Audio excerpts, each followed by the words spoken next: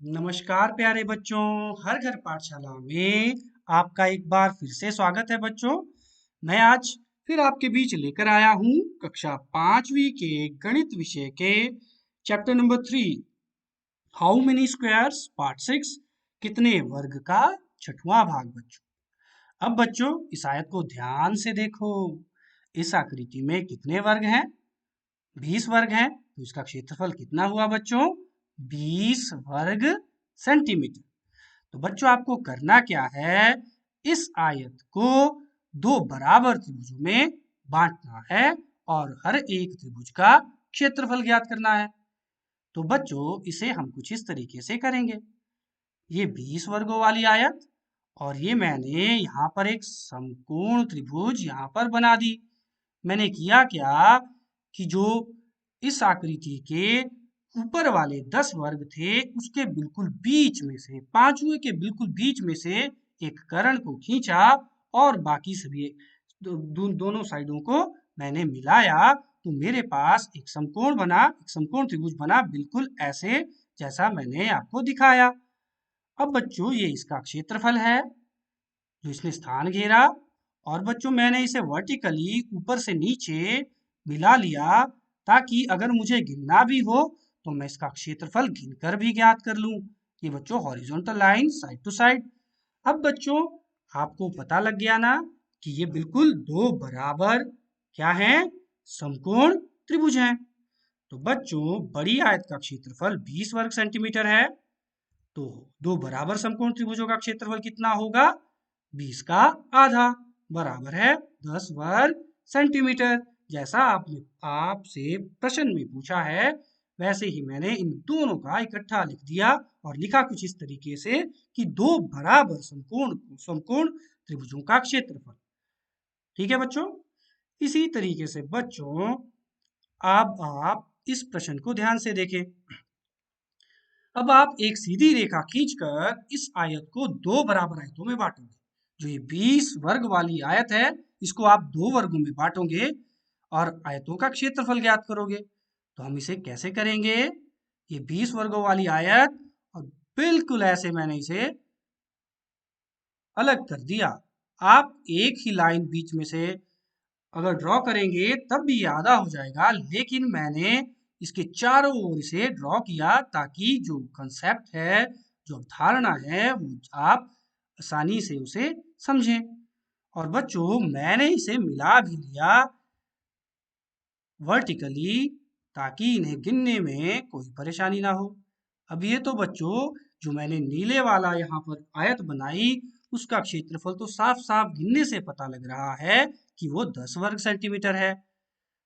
तो हम कह सकते हैं बच्चों कि बड़ी आयत का क्षेत्रफल 20 वर्ग सेंटीमीटर है और दो बराबर आयतों का क्षेत्रफल 20 का आधा यानी 10 वर्ग सेंटीमीटर बच्चों। तो बच्चों अब हम इसके ग भाग पर जाएंगे और पता करने की कोशिश करेंगे कि इस आयत को हम दो सीधी रेखाएं खींचकर पहले एक आयत में बांटेंगे और जो बची हुई आयत है उसकी दो उस बराबर समकोण त्रिभुजों में उसे बांटेंगे। हम आयत का क्षेत्रफल भी ज्ञात करेंगे और हर एक त्रिभुज का क्षेत्रफल भी ज्ञात करेंगे। तो बच्चों मैंने इसे कुछ इस तरीके से किया। ये 20 वर्ग सेंटीमीटर वाली एक आयत और ये मैंने इसको आधा कर दिया 10 वर्ग सेंटीमीटर। अब बच्चों मैंने एक समकोण त्रिभुज यहाँ पर बनाई बिल्कुल इसकी आधी। आप इसमें 10 को काउंट करके जो इसमें 10 बचे हुए वर्ग हैं उसके ऊपर वाले भाग में 5 वर्ग हैं बच्चों। आप दो से आगे मतलब जो दो से थोड़ा आगे ढाई पर से इसके कर्ण को गिराएंगे ताकि आप इसे आसानी से आधा कर पाए बच्चों। बच्चों मैंने इस तरीके से यहाँ पर त्रिभुज बनाई और ये इसका क्षेत्रफल मैंने देखा। तो ये मैंने नीले रंग से दर्शाया बच्चों और वर्टिकली ऊपर से नीचे लाइंस को मिला दिया ताकि अगर मुझे गिनना हो तो मैं गिन भी लूं। ये हॉरिजॉन्टली मिला लिया। अब ये साफ पता लग रहा है बच्चों कि ये बचे हुए जो 10 वर्गों वाली आयत की बिल्कुल आधी है, जिसमें 5 वर्ग हैं बच्चों। इसे मैंने पीले नीले से बताया, और ये मैंने दूसरी समकोण बिल्कुल इस तरीके से समकोण त्रिभुज यहाँ पर बनाई, और उसका जो एरिया है, उसका जो क्षेत्रफल है, वो पीले रंग से दर्शाया, और मैंने इसे कुछ इस तरीके से मिला लिया, vertically and horizontally, side to side and top to bottom.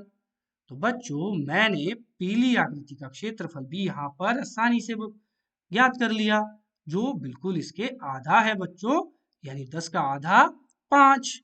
तो बच्चों, अब हम कह सकते हैं, आपको पता है कि जो आयत हमने अलग की थी, उस आयत का क्षेत्रफल आया 10 वर्ग सेंटीमीटर, और जो नीले समकोण त्रिभुज का क्षेत्रफल हमारे पास आया था 10 का आधा, बिल्कुल 10 के आधी थी बच्चों वो, 5 वर्ग सेंटीमीटर।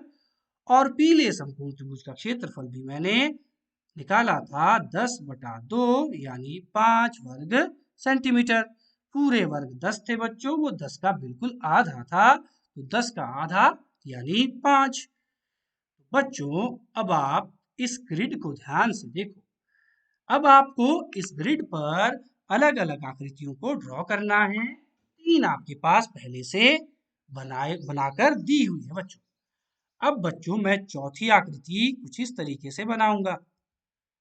मैंने तीन एक आयत ड्रॉ की जिसमें 3 वर्ग, और ये एक और आयत जिसमें 2 वर्ग। 3 और 2 5। बच्चों, ये आपको ऐसा लगा कि ये 3 ही वर्गों वाली आयत थी, लेकिन एक इसमें कॉमन था। जब आप इनको काउंट करेंगे मिला के, तो ये आपके पास फिर से 5 आएंगे। पहले ये 4 से था, अब मैंने इसको 3, जो पहले आपने देखा तो पहले सीधे 5 थे, फिर एक कम किया था, अब मैंने दूसरे में भी एक कम किया था, अब मैंने तीन तीन आयत में ड्रॉ किए वर्ग, और 2 ऊपर को, मतलब अब मैंने 2 वर्गों को अलग किया बच्चों यहाँ पर। अब बच्चों, इसी तरीके से मैं 5वीं शेप बनाऊंगा। ये मैंने 4 वर्ग लिए, 4 वर्ग हो गए, और ये एक वर्ग ये नीचे से लिया, और जब ये इनको मिलाया तो ये टोटल हुए 5 वर्ग बच्चों। ये मेरी 5वीं आकृति है बच्चों। इसी तरीके से बच्चों, ये मेरी 6वीं आकृति बनी बच्चों। अब मैंने क्या किया, मैंने एक आयत में 3 लिए, और एक राइट साइड और एक लेफ्ट साइड एक वर्ग बनाया, तो ये भी 5 हुए बच्चों।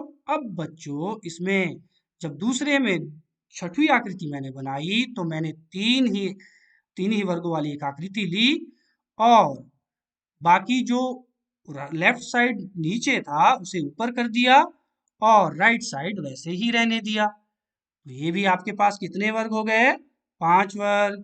इसी तरीके से बच्चों, फिर से 3 की मदद से मैंने ये चौथा और ये 5वां, जो राइट वाला था वो मैंने थोड़ा सा शिफ्ट कर दिया, और ये मैंने 5 वर्ग बना दिए। इसी तरीके से बच्चों, अब मैं 2 वर्गों की सहायता से और 3 नीचे की तरफ के वर्गों की सहायता से इस आकृति को बना पाया, तो इसमें भी कुल 5 वर्ग आ गए बच्चों। अब ये वाली आकृति बच्चों, बिल्कुल एल शेप मैंने नीचे को इसको बनाया, और 2 ऊपर को, तो इसमें कुल कितने वर्ग आए बच्चों, इसमें कुल मेरे पास 5 वर्ग आ गए। इसी तरीके से बच्चों, मैंने ये प्लस की शेप में 5 और वर्गों वाली एक आकृति बना दी, और ये टी की शेप में एक 5 वर्गों वाली मैंने आकृति बना दी। तो बच्चों, अब हम कितनी आकृतियां बना पाए इस ग्रिड पर, 12 आकृतियां हमने बनाई। अब बच्चों, अब ध्यान से देखें कि कुल आकृतियां हमारे पास बनी 12, और अब हम निकालेंगे आकृतियों का पेरीमीटर, परिमाप। तो पहली वाली आकृति का जो परिमाप आएगा बच्चों, ये 5 वर्ग है बच्चों, 5 सेंटीमीटर। ये भी 5 वर्ग है, 5 सेंटीमीटर, और ये 1 सेंटीमीटर। तो जो परिमाप आएगा बच्चों, उसे हम जमा करेंगे, 5 और 1 6, जमा 5 जमा 1 बराबर है 12 सेंटीमीटर। आपको पहले भी पता है कि हम किसी आयत का परिमाप कैसे निकालते हैं, पेरीमीटर कैसे निकालते हैं, हम चारों तरफ से उसकी भुजाओं को जोड़ देते हैं। अब बच्चों, अगर आप ध्यान से देखोगे तो पाओगे कि बाकी सभी 10 आकृतियों का जो पेरीमीटर आएगा वो 12 सेंटीमीटर ही आएगा, केवल इस आकृति को छोड़ के। ये वाली जो आकृति मैंने 5वें नंबर पे बनाई थी, इसकी जो ये वाली डिस्टेंस है, इसमें 3 वर्ग हैं 3 सेंटीमीटर, ये 2 वर्ग हैं 2 सेंटीमीटर, और ये 2 वर्ग हैं 2 सेंटीमीटर, ये 1 वर्ग है 1 सेंटीमीटर, और ये भी 1 सेंटीमीटर, और ये भी 1 सेंटीमीटर। इसी तरीके से बच्चों आप आकृति का परिमाप निकाल सकते हो सबको जोड़ के। 3 जमा 2 जमा 2 जमा 1 जमा 1 जमा 1, ये आएगा बच्चों 10 सेंटीमीटर। तो बच्चों आकृति का परिमाप 10 सेंटीमीटर आ गया। अब सभी 12 आकृतियों का क्षेत्रफल कितना है बच्चों?